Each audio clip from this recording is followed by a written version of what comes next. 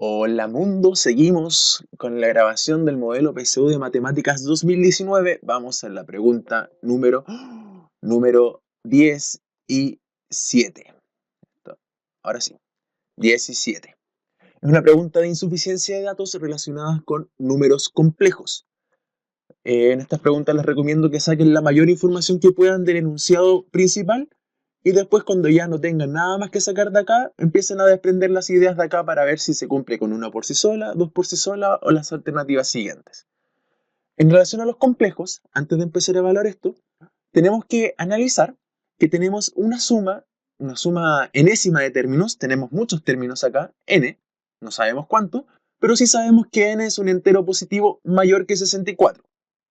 Cuando nosotros sumamos números de esta forma, números imaginarios, perdón, con la i, en forma de patrón, es decir, que siguen un orden, en este caso el orden de i elevado a 1, 2, 3, 4 y así sucesivamente, los complejos repiten ciertas conductas a través de los números. Por ejemplo, si nosotros sumamos cuatro imaginarios consecutivos, o sea, cuatro potencias de i consecutivas, pongámosle i elevado a 1, i elevado a 2, i elevado a 3, i elevado a 4, fíjense lo que pasa. I elevado a 1 es i nomás. I elevado a 1 es decir lo mismo que i. I al cuadrado es menos 1, i al cubo es menos i,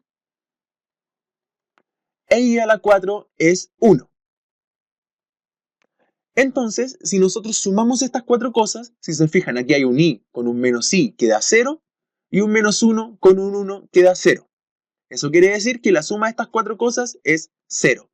Y eso va a pasar con todas las potencias de i que sean 4 consecutivas. Es decir, si yo sumara i al cuadrado más i a la 3, más i a la 4, más i a la 5, también se va a cumplir que esta suma va a ser 0.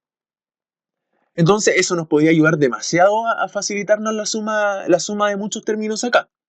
Pero para eso nosotros tenemos que saber si efectivamente la suma termina en un 4 o en un múltiplo de 4 o no, pues si no, no sabemos si van a estar estos cuatro números consecutivos que podemos hacerlo 0. Entonces ahí es donde radica lo que necesitamos en el problema. Porque veamos, por ejemplo, el enunciado 1. El enunciado 1 nos dice que n es par. Pero aquí tenemos dos casos posibles, porque si tenemos un par, puede ser múltiplo de 4, es decir, podría efectivamente tener cuatro números anteriores consecutivos que hagan que esa suma sea 0. Por ejemplo, no sé, imagínense el 68. El 68 nosotros sabemos que es un múltiplo de 4. Entonces, hasta el i elevado a 68, si venimos sumando todos los i pasados, hasta este i, es como llegar hasta este i. O sea, hasta este i, la suma va a seguir siendo 0. Pero, si en vez de ser un múltiplo de 4 fuera el otro caso, porque cuando tenemos cuatro potencias de i consecutivas, tenemos estos dos casos de números pares. Tenemos el caso en que sea múltiplo de 4 y el que no sea múltiplo de 4. Si es que nosotros llegamos a este número, por ejemplo, ahí ya no se estaría cumpliendo este patrón, porque estaríamos terminando aquí, por ejemplo. Es decir, podríamos llegar a un... Aquí vamos a borrar. Podría ser un i66, un n66, perdón, y hasta el i elevado a 64, la suma va a ser 0, pero luego vamos a tener un i elevado a 65 y un i elevado a 66 que su suma ya no va a ser 0.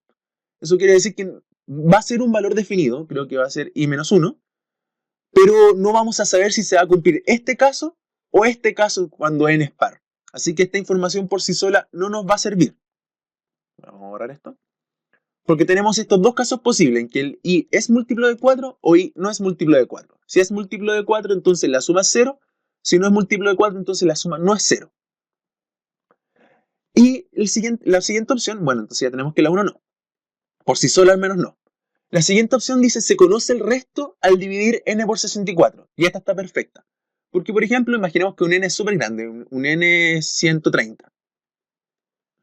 Eso quiere decir que su división, si dividimos en 130 en 64, va a ser 2 y van a sobrar 2. Eso quiere decir que hasta el 64 por 2, es decir,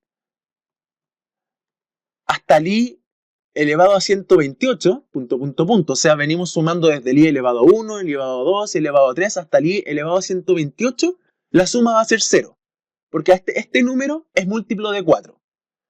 ¿Y qué quiere decir? Que sepamos el resto, que conozcamos este 2, que nosotros sabemos que la única suma que vamos a tener es i elevado a, en este caso habría sido i elevado a 129 y más i elevado a 130. Que eso en la práctica es lo mismo que i más i al cuadrado. Porque hay una forma de calcular estas cosas rápido que es dividiendo esto por 4. Si nosotros dividimos los números grandes por 4, por ejemplo, ya para calcular el i elevado a 129, la forma es dividir el 129 por 4 y esto va a ser equivalente al mismo, al resto. El resto de esta división va a ser el exponente de i que va a quedar.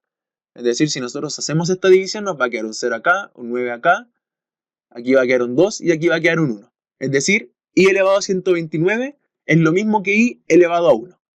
Y si hacemos la división de 130 por 4, nos va a quedar un resto 2 y significa que i elevado a 130 es lo mismo que i elevado a 2.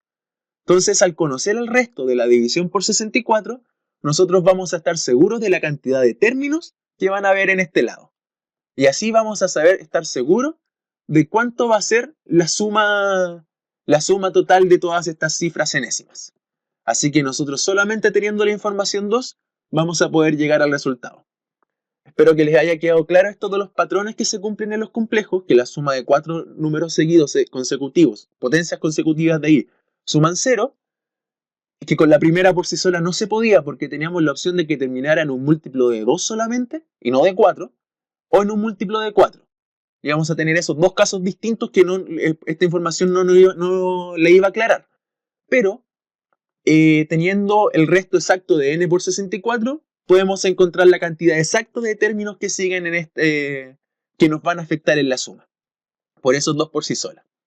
Así que cualquier duda la dejan en los comentarios, estaré súper atento. Nos vemos. Chau, chau.